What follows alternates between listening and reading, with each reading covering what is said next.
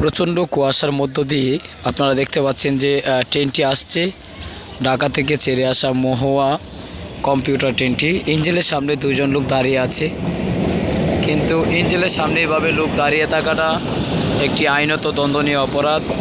কেউ কখনো ইঞ্জিনের সামনে উঠবেন না। ইঞ্জিনের সামনে উঠলে কখন বিপদ আসে সেটা বলে আসবে না।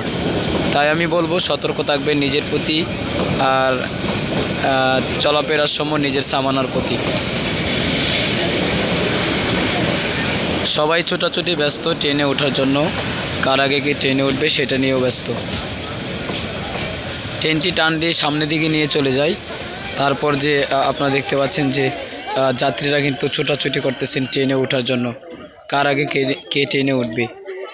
ওই সময় কিন্তু চলন্ত ট্রেন থেকে আর ট্রেনে ওঠার সময় কিন্তু ছিনতাইকারী আপনার পার্স মানি ব্যাগ পকেটে হাত দিয়ে নিয়ে যেতে পারে। সতর্ক থাকবেন আপনার নিজের সামানাগুলোর প্রতি, সতর্ক থাকবেন নিজের প্রতি।